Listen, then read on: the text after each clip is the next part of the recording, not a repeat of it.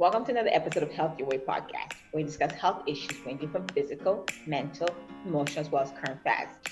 Today's episode, we're going to be talking about why sex education matters. Today, my guest is Kerri Isham.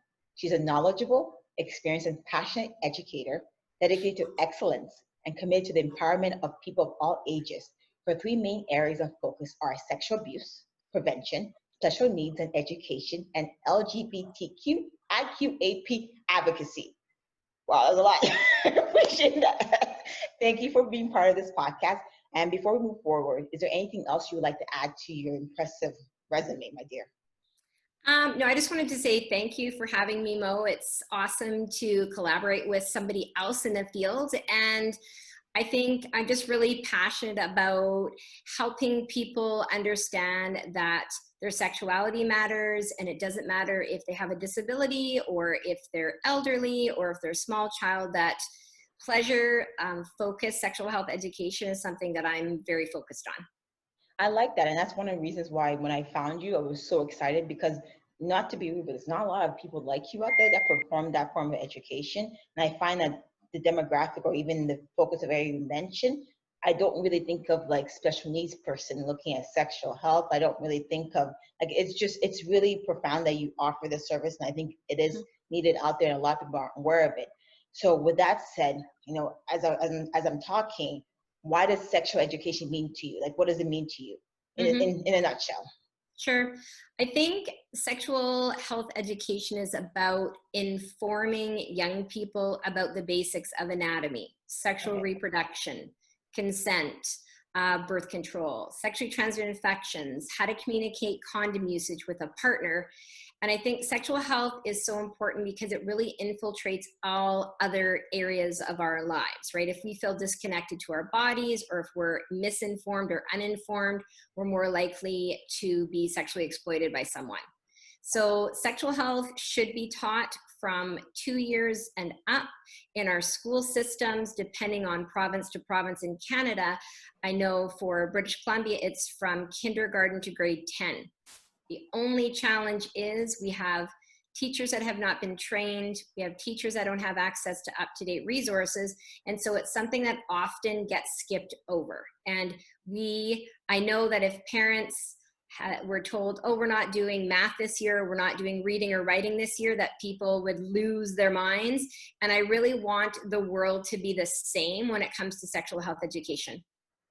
It's fair to say then, while you made the connection with parents, if we stop talking about math, people lose their mind. But with sex, I find it's such a taboo topic that people don't want to talk about it. They think you're sexualizing the kids at such a young age. And I remember when I was in high school, I don't think I was taught. I think it was when I was in maybe high school, we're taught reproductive system, but really not the sexuality aspects to it. And to further add, I know that we mentioned earlier that your main focus was like sexual abuse prevention, like special needs education, the LGBTQIQAP. I wanted to know, like, that's a lot. Why are you so passionate about these areas? What makes them important? I'm not saying they're not, but I wanted to hear from your own words. Well, I think this is my 11th year as a sexual health consultant. And I think at the beginning, I was basically willing to do any work with anyone, with any organization that was going to listen, because there's been a huge shift and people are more aware now. It hasn't been until the last couple of years that I've really honed things in. And if I were really specific on what my passions are, sexual abuse prevention for sure is my number one. Educating families and grandparents and teachers and early childhood educators. Having little people get this information early means we don't have shame-based kids by elementary school who haven't learned anything. They have more tools to prevent sexual abuse. And under the umbrella of sexual abuse prevention are our people with special needs. So our people with special needs are 7 times more likely to experience sexual trauma. And so for me, the majority of the population doesn't necessarily look at people with special needs as sexual people. They look at them as asexual, or they're not competent enough to have a partner. And what we know from talking to people with special needs is they want the same things that we want. Healthier relationships, love, intimacy, commitment. And then underneath that umbrella of diversity are the LGBTQ people. I'm very drawn to working with people who are marginalized. And so our LGBTQ friends, they do not necessarily get the sexual health education that speaks to them, right? If the teacher's talking about heterosexual sex and it's a pansexual individual or somebody who's gay or lesbian, they're not necessarily getting the information they need, and they tune themselves out, and then that puts them more at risk for sexual exploitation themselves. I'm sitting here listening to you talk, and I can't relate, but I can understand why you're so passionate about it. Because even for me, like, I may sound ignorant, and that's my ignorance alone. I've never really thought of a special needs person in a sexual manner. It's like you always think, not always, but maybe I'm only speaking for my part, that it's just something maybe they can't experience or it's not for them. And then you made a great point when you mentioned, the LGBTQ and people itself. When you go to school, they don't teach you about the other form. Like, it's only heterosexual, and you're right. Like, they're not educated, and that leads me to even add it. From what I'm understanding from you, is that this is why it's important to have comprehensive sexual education, taught education in our system, because there's so many people that don't know, and if you don't know, you're ignorant and you get taken advantage. And if you want to add on to more into that, please feel free, because that's what I got from you so far. Well, that's it, right? We want people to be able to make an informed choice about who, if, when, how they share their bodies with someone. If they're lacking information, there's no way that they're going to be able to reach sexual fulfillment in their life, and they will be repeatedly taken advantage of. And we have our genitals for 3 reasons. We use them to pee and poo out of, we use them for sexual reproduction, and we use them for pleasure. And I think it's pretty much the most important part of our body. And it's the part that is least talked about, most taboo. And so my job is to help people reduce shame around this topic, to shine a big light on the dark areas that people don't want to talk about, and just to enjoy it, to have fun, to laugh, because, sex and intimacy can be fun and funny. It doesn't have to be serious. And I sit here and I listen to you talk, and I'm looking at society as a whole. And I see there's a lot of culture bias. There's a lot of people that don't feel comfortable talking about sex, or they feel that it's not really a pleasure. Mm-hmm. They're supposed to be just reproductive, and that's it. And I think, coming from you, because you're a sex educator, what are the basic sexual health that we should know? Just the basic that, as a person, what should you know? What should you be able to pass on to your kids or to your friend, or you should know yourself? Yeah. So right from the get-go, so my preschool, kindergarten, grade 1 students know their private body part names. Okay. That's where I would start with everybody. So most boys have a penis, most girls have a vulva. We need to name the clitoris. We need to talk about the vulva and the vagina being different, the vulva on the outside and the vagina on the inside. We need to talk about everybody has breasts. From there, we need to know how to look after those parts. Can we step back? Sorry, you mentioned everybody has breasts. A lot of men may not agree with you on this, so I get it, because go ahead, please. So anatomically, we all have nipples. We all have the circular part around, which is called the areola. So breasts are breasts. Men and women have breasts. Sometimes they prefer to call them chests, but when a man gets breast cancer, we don't call it chest cancer. It's breast cancer. Oh my God, I did not know that. There's just this, I don't want to be too female-like. So they want to call it something else. But my little people know that boys and girls have breasts. And then in puberty, sometimes there's breast development in boys. About 50% of boys get fatty tissue behind the nipples. And of course, they don't want this. But then there's also a spike in estrogen with men over 40. And men over 40 can also develop breasts because of this increase in estrogen. I don't think a lot of men are listening to you or liking what you're saying, or maybe not. But it's fair to say, because it is true. Like, chest is breast, and I think they want to separate the femininity part of it, and you're entitled to it. But that was enlightening for me. I'm gonna go tell my boyfriend that he has breasts. I'm telling you. There you go. I think. Go ahead. Did you want to add something? Yeah, so the next part about, knowing how to look after your parts. So for example, monthly breast exams for everyone. looking for lumps or bumps or fluid from the nipple or any deviations that weren't there before. People with testicles should be checking their testicles monthly with their thumb, index finger, middle finger, and they should be feeling around the testicles for anything granular, lumpy, or bumpy. Towards the back, towards the anus, there's a tube called the epididymis, which should feel coily-like. But we should know our testicles because in the 15 to 24-year-old category, there's a higher chance of testicular cancer.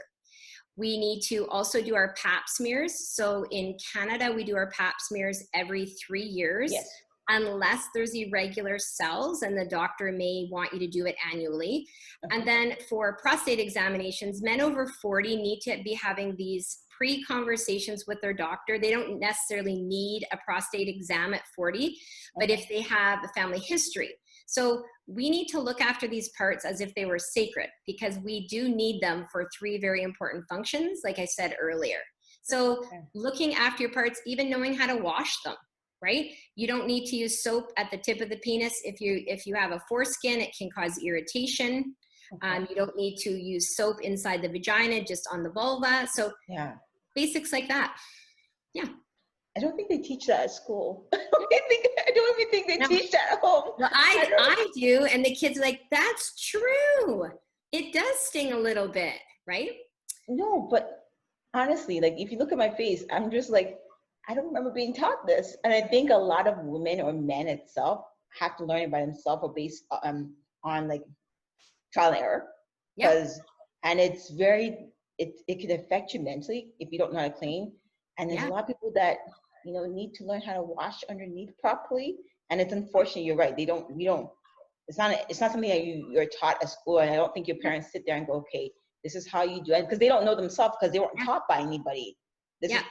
I'm just shocked. And I think from your experience and dealing with so many diversity, what are some of the misconceptions that are related to sexual health that you believe are counterproductive to our overall well-being? Like what is out there that we should be not listening to, that we should know that it's incorrect? Sure. Well, I think people think that sex and intimacy is supposed to be easy.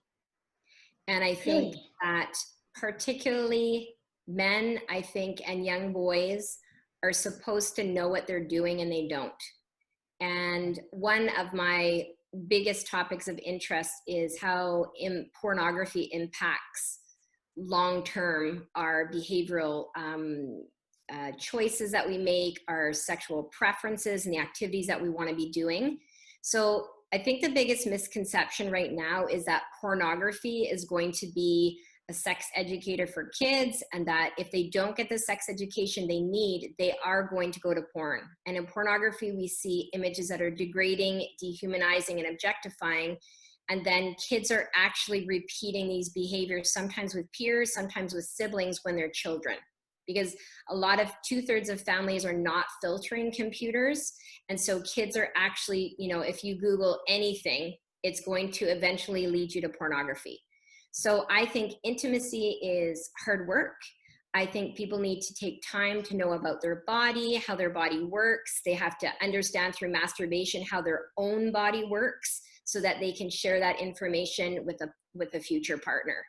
So yeah, I think that's the biggest misconception is that people should know how to have sex and should know what they like and will know what to do. And I really think that leaves people feeling let down, particularly women, because there is a trend right now, I think, that with viewing pornography, some men, not all, are not focusing on the foreplay. And it takes women about 20 minutes to be able to receive sexual intimacy.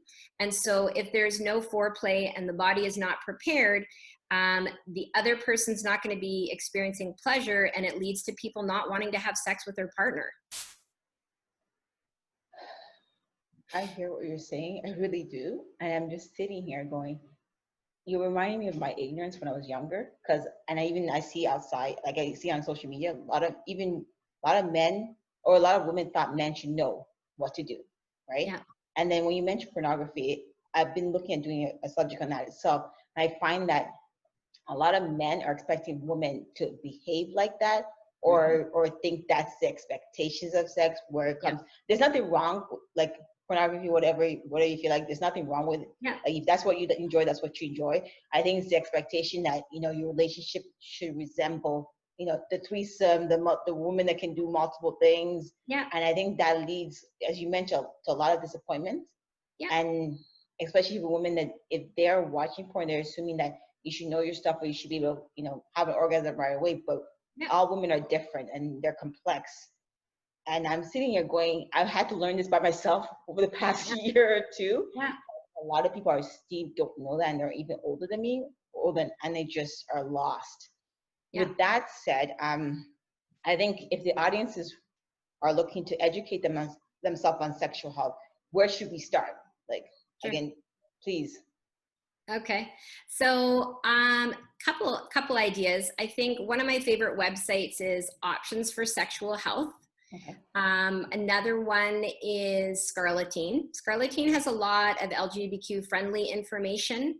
I love the website amaze.org for little people, because I think if people don't feel comfortable with their own sexuality, a great place to start is by watching videos with your kids, because you're probably going to learn things that you didn't know about, because if your parents didn't have the information, you didn't get it at school, there's lots of people, lots of adults that come to my workshop and say, oh my gosh, I wish I had had that in puberty. I didn't know anything about that. Other websites, Sex and You, spelled SEXANDU, is really great. There's so much information out there, but if you don't have the websites to go to, you can just be doing a runaround, and a lot of the information that you would get would be pornography. I do on my website, powerupeducation.com, I do have a resource list in my shop under free resources. And one of the resource lists that I have for high school students is they said, well, if porn is harmful to us as a person with a developing brain, where do you want us to go? So I actually created book links and resources and videos that they could learn about their body. For example, there's a book called Heads Up. And it actually is a doctor and a colleague who actually lay it out how to do oral sex, not porn style, but different techniques and things. And I'm thinking, hey, as a teenager, that would have been a great resource to have, because we didn't have, I mean, what they have today. So it was kind of like trial and error. Am I doing this right? Am I not doing this right? And those are the kinds of things where a kid would pick up that book and read it front to back. And it's from a medical perspective, but it's also pleasure-based. So who wouldn't want a book like that? I hear what you're saying, and I'm going to play devil advocate here. Sure. A lot of people are watching and they're like, or listening, and they're saying, why would I want my kids to be sexualized at such an early age? And I can understand kids, because, you know, there's sexual abuse, but even then they're like, well, if we keep them away from other people, we can protect them.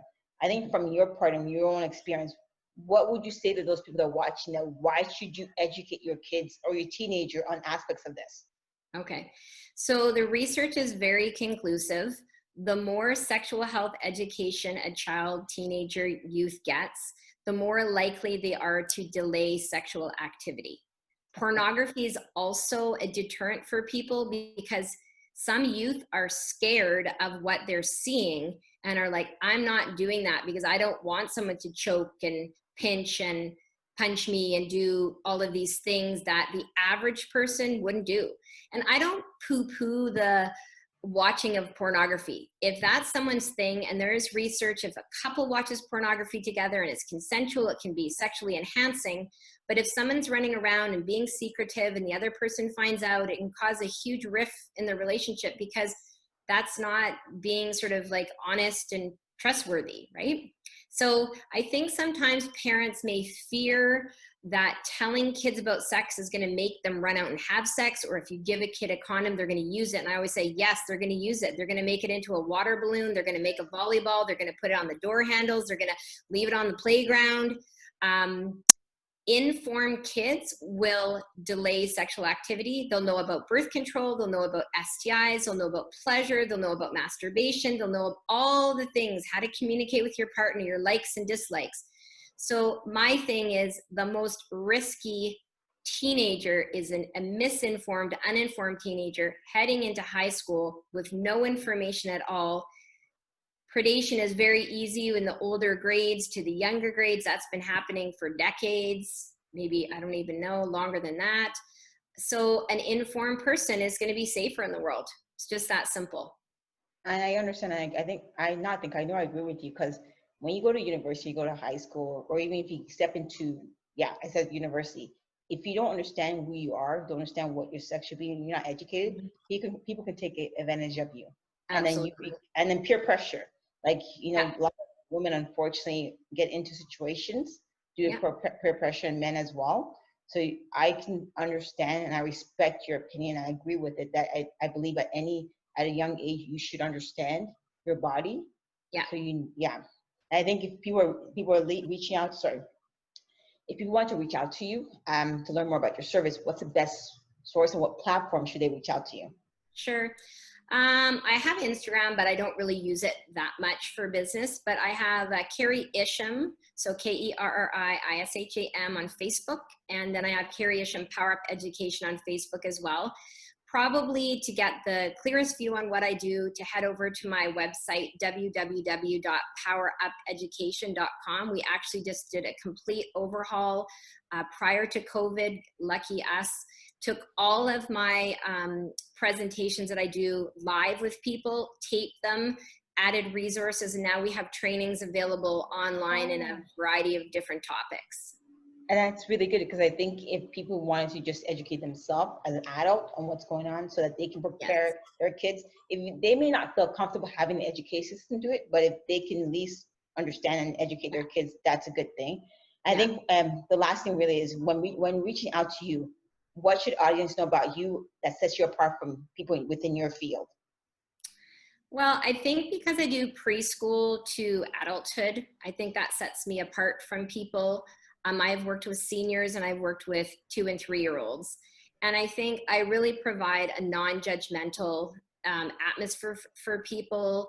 I love working with people with special needs. There seems to be a little bit less of a filter during conversations, and I really love that. And I think, I really do my best to keep up to date. I use evidence-based research. I am trying to stay current on as many topics as I can. That's a full-time job. But I would just say this has been a passion of mine for 25 years. And anybody that's worked with me knows that my entire life is committed to the safety and empowerment of people of all ages. And I respect and I appreciate that. I wanted to say, I know you're a busy woman. I want to say thank you very much for being part of this, because after sitting with you, I've learned a lot more than I could find on the internet. And I really appreciate this. Before we let you go, anything else you want to add, or? Well, earlier you mentioned something about parents getting educated. My tagline is educating ourselves, educating our kids.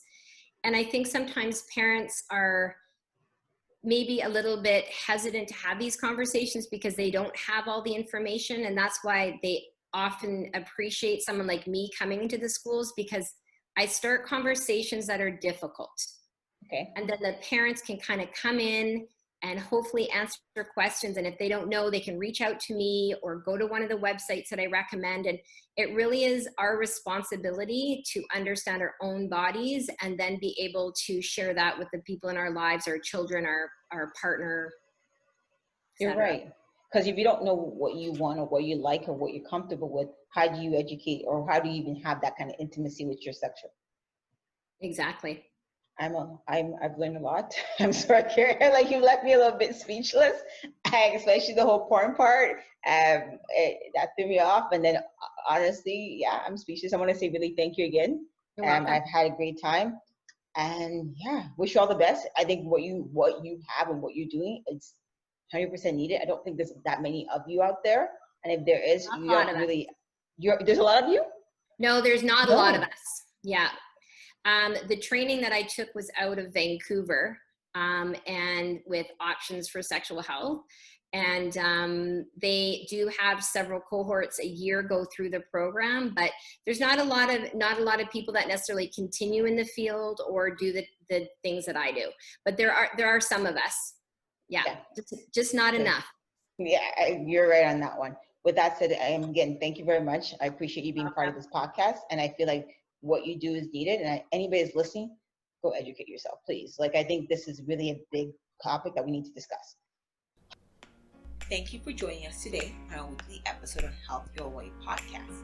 Don't forget to subscribe, share with others, and please feel free to comment below and ask any questions on topics we discussed, as well as future topics you'd like to hear about. Have a happy and healthy week, and be sure to tune in next week for the next episode on our Health Your Way podcast.